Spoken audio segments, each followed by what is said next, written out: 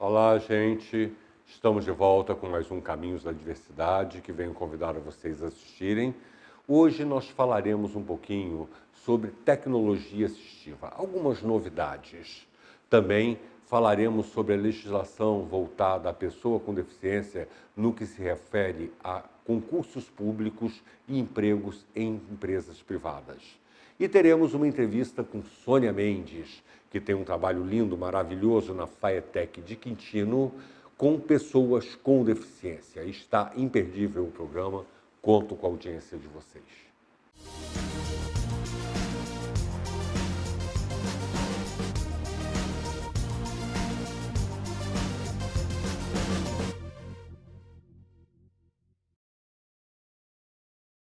Amigos e amigas, Ayrton Becali, mais um programa Caminhos da Diversidade. Agora eu quero falar um pouquinho com vocês sobre a tecnologia assistiva. Os dois últimos programas eu falei sobre a pessoa com deficiência na mídia, um tema que a gente ainda tem que expandir, mas é muito importante falarmos um pouquinho sobre a tecnologia assistiva, que tem me preocupado muito, porque novidades tecnológicas têm aparecido todo dia. Recente apareceu agora nas redes sociais e na imprensa implantes em coluna, onde paraplégicos voltaram a andar.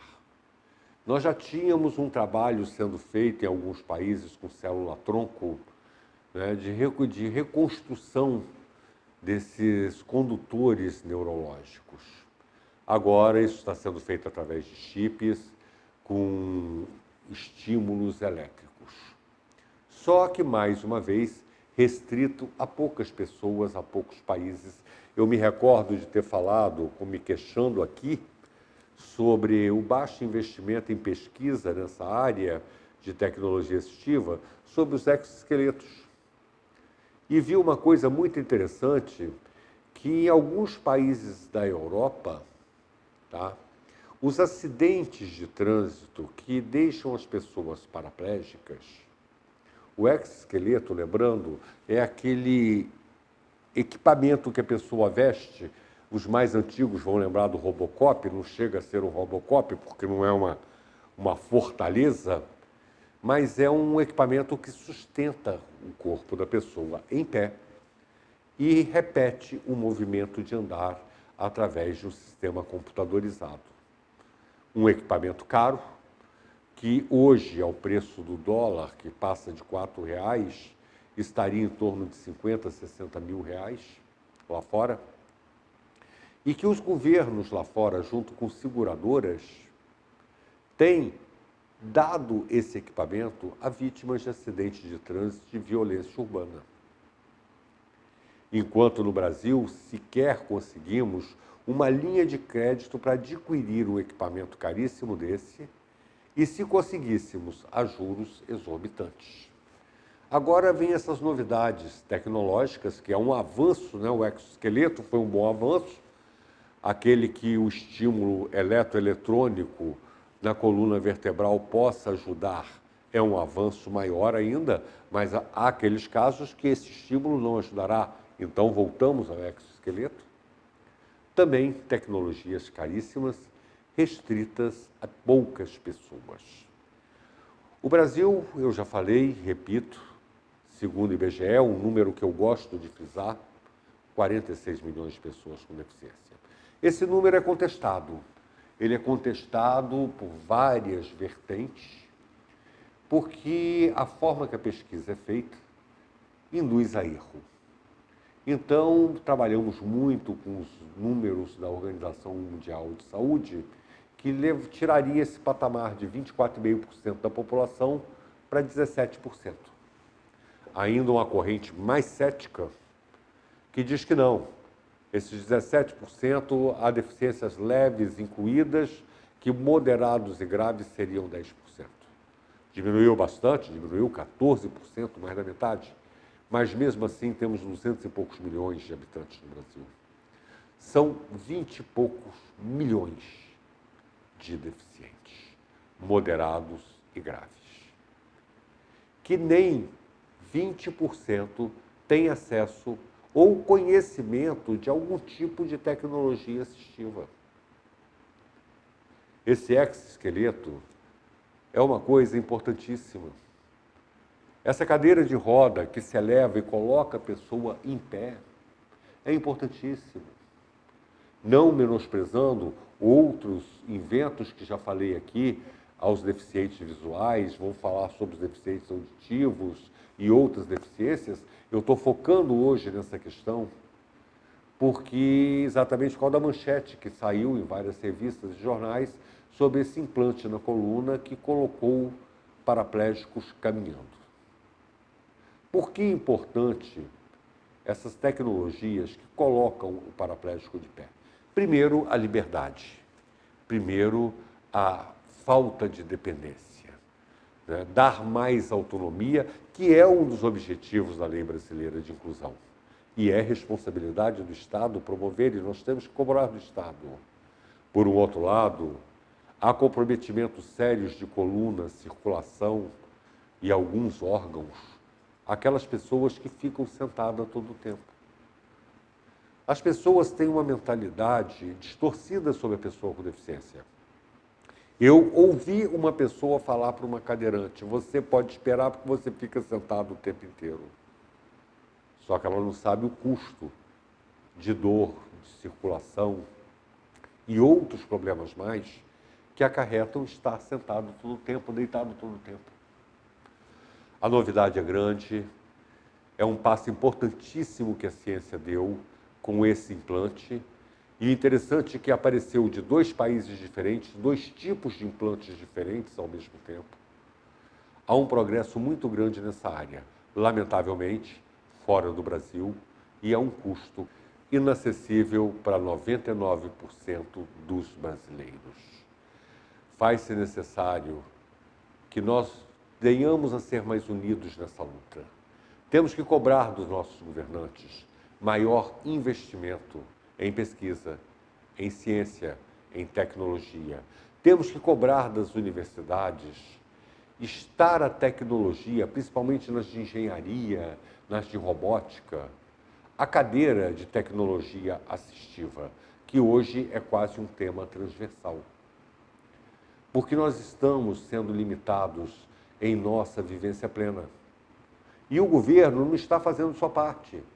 Porque uma vez que a Lei Brasileira de Inclusão vem dizer que o governo está obrigado a diminuir as barreiras, a romper com as barreiras para uma vida plena de cidadania, o governo está obrigado a usar de todos os recursos científicos e tecnológicos disponíveis. E eu quero falar com vocês um pouquinho sobre legislação. Aí vão dizer assim, ó, esse cara está enrolando, né? Ele falou que ia dar continuidade ao artigo 1º e 2º da Lei Brasileira de Inclusão e continuou devendo essa conceituação. Mas é que as novidades vão aparecendo, os entrevistados vão chegando. Nós vamos daqui a pouco entrevistar Sônia Mendes, que tem um trabalho maravilhoso de inserção no mercado de trabalho de pessoas pacientes cognitivos. E essa semana, acho que há 2 dias atrás, como no programa passado eu falei que havia saído um decreto regulamentando a questão de cadeiras, da parte de turismo, de tudo, de reservas, né? Me sai essa semana um outro decreto, agora regulamentando a questão das vagas de mercado de trabalho. E isso é uma coisa muito importante. Como eu venho frisando, a Lei Brasileira de Inclusão não foi regulamentada, e estão regulamentando os artigos aos poucos, na medida que se vão deparando com essas necessidades. E essa semana, esse decreto regulamentar veio trazer algumas modificações acessíveis, como, por exemplo, a legislação anterior dizia de 5% a 20% de reserva de vagas para pessoas com deficiência em concurso público. É claro que raramente a gente vê alguém colocar mais de 5%. Olha que o governo está obrigado, por força de lei, a promover essa igualdade, diminuir as desigualdades, promover essa inclusão, e o próprio governo bota 5%. É muito raro você chegar em algum local e encontrar 10%. Mas, de qualquer forma, a lei falava de 5% a 10%, a 20%. Agora, o decreto regulamentar, ele vai falar no mínimo de 5% e não fala no máximo. E, juridicamente, nós temos que avaliar como fica isso, porque a lei havia estabelecido um teto, que eu, confesso, preciso até reler o decreto, não vi este teto ali estabelecido. Mas ele foi muito interessante porque na questão das provas, ele foi dizer como essas provas serão aplicadas, em que circunstâncias, vem prever tecnologia assistiva, o que é importantíssimo, vem prever uma série de situações inovadoras. Veio realmente colocar regras nessa inserção da pessoa com deficiência no serviço público através de concurso e também na iniciativa privada. Agora eu vou voltar um pouquinho lá atrás, né, que a promessa tem que ser cumprida. Nós estávamos falando da Lei Brasileira de Inclusão e estávamos falando das deficiências. E começamos a falar da deficiência sensorial. E nós temos mais de um sentido, o que foi muito questionado. Por quê? Porque ele fala deficiente sensorial. É pessoa com deficiência, ele descreve as deficiências cognitiva, física, sensorial, que mediante a um ou mais obstáculos é impedido de ter uma vida plena em sociedade. Bom, e nós temos mais de um sentido. Aí a pessoa diz o seguinte, mas espera aí então, o olfato também é um sentido. Então, eu tenho problema de olfato, eu sou deficiente. Olha só, a Lei Brasileira de Inclusão, ela, quando quis revogar alguma coisa, ela revogou explicitamente. E nós temos lá atrás uma legislação que diz e descreve as deficiências. E quando ela descreve as deficiências sensoriais, ela coloca os tipos de deficiência e o grau. E ela não inclui todos os sentidos.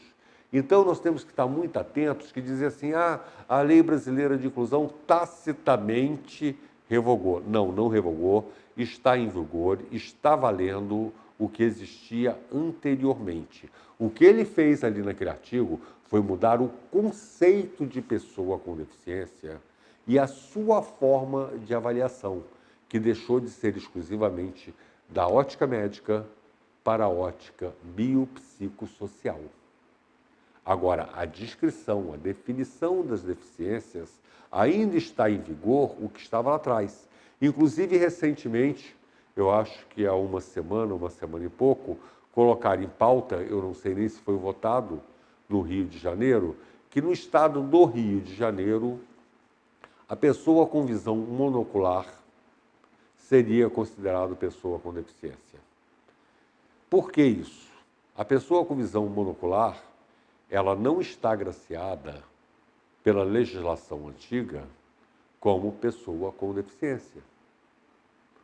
Dentro daquela gradação que eles deram, eles não abrangeram a pessoa. E houve um grande movimento no passado para que isto fosse inserido.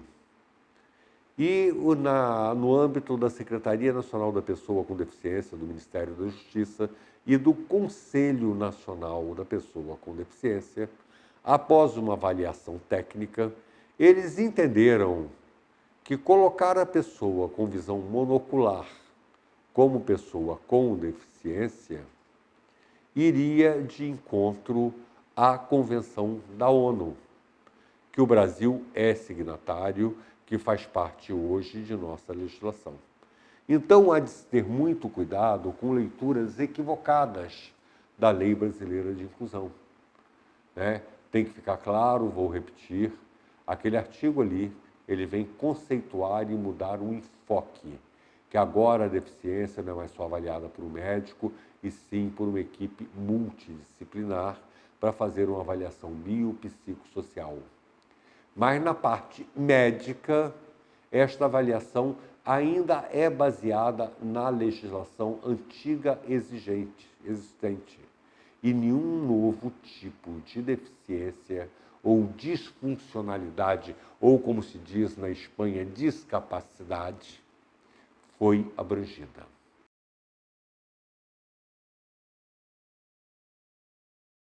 E conforme prometido, estamos aqui com a minha amiga querida Sônia Mendes, pessoa que eu gosto muito, muito admiro. Sônia é mestre em diversidade e inclusão, é da FATEC de Quintino, Rio de Janeiro, e tem um trabalho maravilhoso numa escola lá dentro chamado Favo de Mel. Mas ela não tem só esse trabalho. Sônia está começando um trabalho novo dentro da rede, a Sônia tem um trabalho conjunto dentro da UF, com o nosso entrevistado da semana passada, Dr. Carlos Alberto. Sônia, muito obrigado por ter vindo. Hoje eu vou mudar um pouquinho a minha dinâmica. Normalmente eu faço umas 4, 5 perguntas, né, Sônia? Uhum. Só que hoje eu quero que você fale mais livremente. Eu quero saber do seu trabalho, eu quero saber do seu trabalho junto da UF, né? Eu quero saber, primeiro de tudo, Sônia, como começou a escola Favo de Mel. Quero agradecer a todos essa oportunidade. Eu vejo a relevância desse espaço de se falar do potencial e das funcionalidades das pessoas com deficiência. No caso, eu trabalho, na verdade, a rede FATEC, né? E uma equipe maravilhosa trabalha com pessoas com deficiência intelectual. Alguns ligados a transtorno de espectro autista que possuam deficiência intelectual. Bom, vou falar um pouquinho da Escola Especial Favo de Mel, que é um centro de capacitação e formação profissional a pessoas com deficiência intelectual dentro da rede FATEC. Nós já existimos há mais de 20 anos na rede. Anteriormente, nós éramos uma escola especial, voltada para o atendimento educacional dessas pessoas. Mas desde 2009, a escola passou por uma transição, por uma ressignificação, atendendo à legislação, tanto a Política Nacional de Educação Especial, já oriunda de discussões já da Declaração de Salamanca, nós passamos para a perspectiva de sermos um centro de referência. A FATEC, a rede FATEC, tem como missão oferecer educação profissional. Então, a Favo de Mel não poderia estar distante. E a equipe, na época, ela foi desafiada à implantação desse trabalho. Então, imagina um grupo de professores de educação especial sendo desafiados a formar uma instituição onde nós procurávamos intercâmbios e também referências em ensino público voltado para uma educação profissional adaptada e não encontrávamos na época. Então, nós entendemos, e assim o Estado também entende, que nós temos um trabalho inovador, que é essa implantação, onde cursos profissionalizantes são oferecidos a essas pessoas, cursos onde as matrizes curriculares são adaptadas, já em um diálogo e tendo como base as referências do Ministério do Trabalho, as referências mesmo de códigos voltados para a formação profissional e oferecendo a esse grupo de jovens e adultos, grande parte maiores de 18 anos, onde nós olhamos para esses indivíduos não apenas com suas limitações. Ali nós temos um público que tem a oportunidade de ser alfabetizado e não. Mas entendendo quando a Lei Brasileira de Inclusão fala de um processo educacional para toda a vida ou por toda a vida, nós entendemos que é importante que esse indivíduo seja formado para realmente ter uma inserção no mercado de trabalho, ou melhor dizendo, no mundo do trabalho, de forma eficaz e competente. Nós não estamos ali para corroborar com algumas ações, né, onde a gente infelizmente encontra, de inclusão laboral, onde se coloca uma pessoa com deficiência sem o menor preparo, apenas para cumprimento de uma cota ou cumprimento de uma lei. Não, nós estamos ali para dizer que a lei é possível, sim, através de um processo educacional. E é lindo ver indivíduos que nunca tiveram a oportunidade de estarem atuando em diferentes campos, tanto dentro da rede FATEC, após o curso deles, após a formação profissional, eles têm a oportunidade de treinar, fazer um treinamento profissional na rede FATEC, como em unidades parceiras, instituições parceiras, como a UERJ, como a SEDAI, como a própria UF, onde recebem esses alunos e aí sim dão essa oportunidade. nesses últimos anos, nós tivemos essa grata, né, satisfação de abrir mais um leque e vê-los como jovens aprendizes, ou melhor, aprendizes nessas empresas. Então, transformar a lei como possível e sabendo que toda uma sociedade precisa repensar as suas ações quando recebe um indivíduo com deficiência intelectual.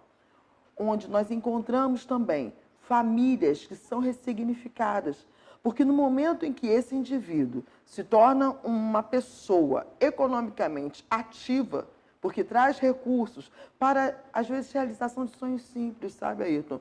Realização do sonho de um quarto, realização da compra de um armário, realização da compra do próprio celular, que é o grande sonho. No ranking, o celular é o que mais ganha, né? Tipo assim, o meu primeiro salário, eu vou comprar um celular e vou pagar uma janta para o meu responsável, vou levá-lo a um restaurante.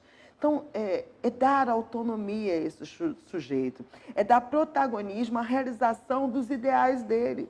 Porque de que adianta a vida e de que adianta o trabalho se eu não posso colocar em prática as minhas intencionalidades? De nada serve. Então, é louvável quando a gente enxerga uma unidade pública de qualidade e de referência. São, sim, profissionais envolvidos. Eu vejo que é um grande ganho também que a FATEC trouxe dentro do seu próprio edital, porque os professores lá ou são concursados ou são contratados, mas todos precisam ter, no mínimo, uma pós-graduação voltada para essa área. Então, nós formamos também um núcleo de pesquisas, de avanços integrados à universidade para novas metodologias de atendimento a esses indivíduos. Então, nós temos críticas em relação à educação brasileira? Temos, mas precisamos reconhecer algumas ações eficazes. E é onde eu tive a oportunidade de estar na gestão aí durante alguns anos, desses 20, pelo menos uns 10, eu tive como equipe e os últimos anos como gestora principal dessa comunidade. Bom, Sônia, eu já tive a oportunidade de ver você falando outras vezes, né? Eu gosto sempre de te ouvir. Você sempre tem algo a acrescentar, a gente vê que você fala com paixão sobre isso. Mas eu vejo também, não sei se eu estou equivocado, né? Eu sei que tem toda uma meta, todo um objetivo da FATEC, mas me parece que a Favo de Mel é um diferencial dentro da própria FATEC, né? É uma coisa que tem ali em Quitino, eu não sei se tem projetos semelhantes em outras FATECs, você pode esclarecer isso para a gente, mas eu gostaria que junto você esclarecesse para a gente o seguinte: quais os cursos que vocês dão lá? Como é que as pessoas fazem para ingressar? Né? Também a aceitação deles no mercado, como é que tem sido? Você me contou uma história muito interessante da SEDAI, eu não sei se você se lembra, que depois eu gostaria que você contasse. Mas vamos por parte, né? Uhum. Quais os cursos que vocês dão? Como é que as pessoas fazem para concorrer a essas vagas? Qual a capacidade que hoje a Favo de Mel, a FATEC de Quintino tem para atender? Bom, então eu gostaria de reiniciar, né, falando sobre o surgimento da Favo de Mel. A Favo de Mel, ela é uma instituição única, uma unidade única dentro da rede. Existe um sonho de alguns de levar para o interior, sim, mas historicamente ela é um diferencial, pois, junto ao Centro de Informática, foi uma das primeiras unidades da FATEC com ISO 9001. Nós temos todos os nossos processos e procedimentos sendo regidos pelo sistema de qualidade. A FATEC tem prêmio Qualidade Rio, a Favo de Mel, a FATEC por causa da Favo de Mel, né? Tem prêmio Qualidade Rio, tem prêmios diretos de selos de ISO 9001 através dos processos oferecidos. A gente tem prêmios internacionais de reconhecimento de excelência em gestão. Nós realizamos pesquisas que são pesquisas reconhecidas e premiadas pela equipe de qualidade que a gente tem, pelos alunos que nós possuímos, né, pelas famílias envolvidas. Então, tudo isso é um grande diferencial. Realmente há uma procura grande de vagas na FAVO. Nós estamos aguardando a questão do edital de convocação, junto com os outros editais públicos da FATEC, mas também existe a inserção de diferentes formas hoje na instituição. E a FAVO oferece cursos profissionalizantes.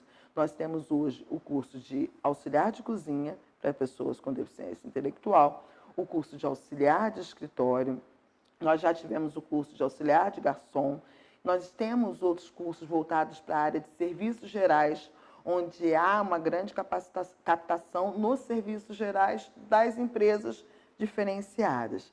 Então, assim, é dessa forma. Hoje, o que a gente entende é que, além do conhecimento teórico prático, esse indivíduo precisa ter autogerenciamento. Pois nós estamos descobrindo, e é através das metodologias apresentadas, que não basta apenas dar um conhecimento do curso, mas como ele vai se autogerir numa empresa. E a autogestão é algo que, para a pessoa com deficiência intelectual, é um desafio. Ele pode saber varrer, ele pode saber cumprir um horário, mas, de repente, ele não sabe normas de liderança, não sabe normas de hierarquia, e ele precisa ter esse conhecimento. Ailton, na verdade dos fatos, nós encontramos pessoas sem deficiência evidente que também hoje precisam de conhecimentos de autogerenciamento, mas estão no mercado de trabalho, né? Então, a FAVO, ela inova construindo um componente curricular de 1 ano a 2 anos de currículo voltado para autogerenciamento e autodefensoria, para que eles possam ter noções dos seus direitos, dos seus deveres, de como se portar diante de lideranças, autoridades, etc., de outros conhecimentos, onde entra a questão do componente curricular voltado para a questão do turismo e lazer. E aí vem a parceria com a Universidade Federal Fluminense, junto ao programa de pesquisas e ao projeto de pesquisas realizado. Através do turismo, esses indivíduos constroem a sua autonomia, constroem a sua independência, que atende às políticas públicas voltadas para essas pessoas, principalmente a questão da LBI, né, que é a Lei Brasileira de Inclusão, de 2015, que já fala hoje da questão do trabalho, da questão do turismo, da questão da autonomia e afins. É muito bom, né? É muito. Agora, Sônia, tem uma história dessa inserção no mercado de trabalho. Você me contou uma vez sobre a questão da SEDAI. Essa observação que você fez do mercado de trabalho e da LBI, né, é bom esclarecer para as pessoas que a LBI vem reforçar já algumas legislações que faziam reservas de vagas, tanto em empresas privadas quanto em concursos públicos, e que não foi regulamentado, né? E que essa semana saiu um decreto regulamentando de como vai funcionar exatamente, principalmente na área de concurso público, né? Que foi muito interessante as alterações, porque veio a colocar regras, inclusive sobre tecnologia assistiva para as provas, né? Foi um decreto muito interessante, né? Porque, lamentavelmente, a LBI está carecendo de regulamentação ainda. E isso tem sido um fator muito dificultante, né, para a inserção em mercado de trabalho, para a educação inclusiva, para tudo, porque as pessoas não sabem que direção, porque a lei ela é genérica, né? O que vai dizer como funciona é a regulamentação. A questão da inclusão, como é que é a aceitação no ambiente que eles vão trabalhar. Como é que é essa história, Sônia? É impressionante, impressionante. A gente verifica efetivamente que nós estamos fazendo ciência, educação e transformação, não apenas das vidas dos nossos alunos, mas também de todos os colaboradores das empresas onde eles estão inseridos. Então, a história é a seguinte: nossa primeira turma terminou o contrato de aprendiz, que tem determinado tempo, né? E aí eles estavam indo embora. E foi interessante, pois as equipes de trabalho não queriam de jeito nenhum que eles fossem embora. E aí tentaram negociar junto conosco, junto com a própria chefia, mas eles têm que ficar, eles precisam ficar. E os próprios alunos também não queriam ir, mas eles entenderam juntos que aquele tempo de aprendizagem precisava passar. E as equipes se mobilizaram, e hoje já é até uma prática. Eles realizam uma confraternização com vídeos que vão aferindo e vão colocando em prática todo o ganho daqueles indivíduos ali. E não apenas 2 indivíduos. Os membros, os colaboradores dão depoimentos do que a vida profissional e pessoal deles modificou a partir do momento que eles tiveram companheiros com algum tipo de deficiência atuando e trabalhando juntos. Logo, é a transformação de uma sociedade. Em alguns momentos a gente pensa em processos macros, mas a gente precisa entender que a inclusão ela se faz no dia a dia. E essas experiências, quando elas são publicadas, quando elas são compartilhadas, principalmente quando a gente começa a focar nas funcionalidades desses indivíduos, porque as limitações nós já sabemos, existem diversas nas áreas de habilidades acadêmicas, na questão do ir e vir, da autonomia, independência, isso nós já sabemos há anos. O que nós precisamos enfatizar é o que eles são capazes. E eles mostram e nos surpreendem a cada dia. E essas experiências não são só no mundo do trabalho, mas também na área de esporte. Nós temos uma parceria junto às Olimpíadas Especiais que tem sido fantástica. Os nossos alunos, em 2019, estarão indo para Abu Dhabi. Foram classificados, eles estão tendo a oportunidade de jogar num time de basquete, participar dessas Olimpíadas, que depois das Olimpíadas, que são mundiais, são as competições mais famosas lá fora. Aqui a gente não dá um valor tão grande, mas as Olimpíadas Especiais no mundo afora, elas são bem reconhecidas. Imagina um indivíduo jovem, com deficiência intelectual, do subúrbio do estado do Rio de Janeiro, né, da região metropolitana, saindo de onde eles moram para conquistar o mundo, para mostrar suas funcionalidades pelo mundo afora. Então, é uma grande conquista, né, que só se faz quando a gente tem braços com diferentes parceiros. Né, e não apenas na questão dos aprendizes, não apenas na questão dos esportes, mas também no que a gente vem de feedback na inclusão laboral.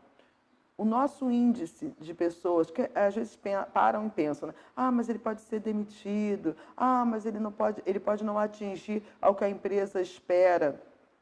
O que mais a gente tem é um retorno positivo, de que as pessoas com deficiência intelectual ensinam aos outros muito, inclusive regras básicas de comportamento no trabalho, assiduidade, pontualidade, comprometimento, atendimento ao cliente, tudo isso eles estão dando lição para outros.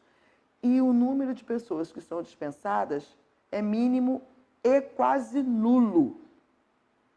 Então, quando a gente fala aí de uma dispensa de trabalho, quando a gente fala de pessoas que estão com dificuldade de colocação profissional, nós estamos falando de pessoas que, quando são colocadas profissionalmente, elas demonstram habilidades e competências, e aí a permanência, que é uma garantia do nosso processo social de inclusão, a permanência ela é efetivada, desde que a empresa esteja disponível a fazer adaptações ou adequações necessárias. Isso é muito interessante, Sônia, porque as pessoas parecem ter medo de admitir a pessoa com deficiência. Eu vi uma pesquisa recente. As empresas não estão cumprindo as cotas e, quando cumprem, currículo para quê? Porque eles não querem saber de currículo, eles querem simplesmente estar ali na folha de pagamento com a pessoa com deficiência para não tomar uma multa do Ministério do Trabalho. E eles acabam se surpreendendo. Hoje se trabalha com múltiplas inteligências, né? E a ideia de passar o deficiente sempre pela ótica médica é uma coisa que eu bato muito, que eu estava conversando com você antes, né? A falta de identificação do deficiente na mídia leva a uma concepção errônea da capacidade, né? Você, quando pega os filmes, ou é um grande drama que o cara viveu porque ficou deficiente, aquela, acho que é Menina de Ouro, né? É uma coisa absurda, porque ela prefere morrer a ficar deficiente. Olha que tragédia, coisa horrível ficar deficiente, né? Eu sou muito bem resolvido com a minha deficiência, eu quero ficar vivo. Ou então é alguém que está fazendo um grande ato para salvar um deficiente, para ajudar, ou é uma grande superação. E no cotidiano da mídia você é excluído. Numa cena corriqueira de praia, de festa, nunca tem um deficiente, em um ambiente de trabalho. O filme versa sobre uma empresa, a novela versa sobre uma empresa. Você não vê ao fundo passar um cadeirante, um cego, um Down, um autista, você não vê, né? E essa falta de identidade, né, e somente a construção em cima da ótica médica do coitadinho leva a uma impressão errônea que, quando as pessoas passam a conviver, se surpreendem, né? É uma surpresa geral a capacidade. Eu vi uma rede de supermercados na Colômbia que que só contrata autista para reposição de mercadoria, porque diz que eles são precisos e milimétricos na arrumação, ou seja, trabalha com as inteligências preservadas. Né? E é uma coisa que o brasileiro ainda está tendo que aprender. Nós temos algumas iniciativas, nós temos um café em São Paulo que todo mundo é down. Né? Eu sei de algumas padarias também. Quer dizer, a gente já está tendo alguns movimentos nesse sentido, mas isso precisa realmente ser divulgado, esse tipo de trabalho da Favo de Mel. Agora, me diz uma coisa, você me disse hoje que você está com um trabalho maior dentro da rede. O que seria esse trabalho? O que está acontecendo aí de novidade para a gente? O que eu vejo que, assim, a Favo de Mel ela é uma unidade importante, significativa, mas ela não é a única ação da Rede FAETEC em prol da inclusão. O programa de inclusão e todo o paradigma de inclusão já faz parte do próprio estatuto, do próprio regimento da rede. Lógico que ações precisam ser efetivadas e também a garantia de permanência dessas ações no contexto do gestor público. Então, dentro de cada diretoria, no caso a minha diretoria, a Diretoria de Educação Básica e Técnica, nós temos um membro da diretoria que olha todas as práticas de inclusão da rede e fica atento para a garantia do acesso e da permanência desses indivíduos. Quero aqui fazer o registro da própria divisão de inclusão. Nós temos lá profissionais capacitados para enxergar isso em todo o Estado e na nossa diretoria de educação, bem como também no ensino superior. Colocando essa temática, revendo essa temática enquanto temática transversal na formação dos nossos educadores na área da pedagogia, na área também de tecnologias, né? Nós temos a FAETERJ lá, que tem um trabalho bem voltado para a questão da criação de jogos e de software educativos para esses indivíduos, não apenas com deficiência intelectual, mas autismo, etc. Então, assim, há um movimento da rede em prol da inclusão, porque a inclusão, ela transcende a questão da legislação, ela transcende, inclusive, a questão da prática educacional. A inclusão é um paradigma. A inclusão é uma forma de enxergar o mundo. A inclusão é um processo que precisa ser contemplado. Bom, Sônia, me diz uma coisa aqui. Você há pouco falou que uma coisa que muito me interessa, que eu já abordei em alguns programas aqui, a falta de investimento no Brasil em tecnologia assistiva e pesquisa, que toda vez se corta verba, e você falou que vocês têm pesquisas lá premiadas, né? Como é que é essa questão da pesquisa, como é que você encara isso, como é que está esse trabalho de vocês? A Favo de Mel, nessa ressignificação, se transformando num centro de referência, precisávamos criar um núcleo de pesquisas, onde os professores se tornassem pesquisadores. E nesse incentivo nós tivemos um núcleo de pesquisas, temos um núcleo de pesquisas e um núcleo de inclusão laboral, onde submetemos à FAPERJ, que é a Fundação de Apoio a Pesquisas do Estado do Rio de Janeiro, algumas propostas que se tornaram possíveis, inclusive de captação de recursos. Nós temos lá toda uma implantação do trabalho de habilidades físicas para os alunos com deficiência intelectual, no contexto de uma criação de um espaço de condicionamento físico para eles. Nós temos um laboratório de aprendizagem, onde a questão da tecnologia de informação, de comunicação, a tecnologia digital, serve para mediação e apropriação desses alunos com deficiência da rede e outros também, como toda a reformulação da escola, para ser um centro de profissionalização. Temos também algumas a serem desenvolvidas. Todo o trabalho da Favo hoje, ele é aberto a visitas de instituições e também os profissionais são pessoas preparadas para dar consultoria, para dar palestras, para sermos instrumentos parceiros de outras instituições. Falando da questão da LBI, né, da Lei Brasileira de Inclusão, nós falamos da acessibilidade cultural, né, acessibilidade em museus, em outros espaços, teatro, onde nós estamos aí, junto com a Universidade Federal Fluminense, também agindo. E também agora ampliando para a questão do turismo militar. E agora a gente está ampliando para a questão do turismo em áreas e equipamentos militares, áreas turísticas na questão do militar, fortalezas e outros espaços. É muito bom esse trabalho e muito importante esse trabalho de consultoria, né? Até para os gestores públicos em nível de municípios que quiserem implementar uma escola Favo de Mel ou algo semelhante, um trabalho semelhante, a gente vai ficar com os telefones de vocês, nós vamos divulgar os telefones para contato, né, para essa consultoria que vocês dão. E a gente vai estar encerrando o nosso programa, Sônia. E eu gostaria agora que você livremente mandasse seu recado, sabe? Fique à vontade de falar o que quiser.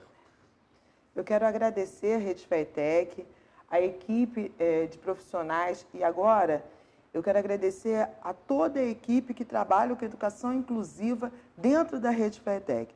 Não apenas na Favo de Mel, mas em todas as escolas de educação básica, de ensino técnico, as escolas de formação inicial e continuada e o ensino superior. Quero dizer que inclusão não é uma política. A inclusão não é uma lei.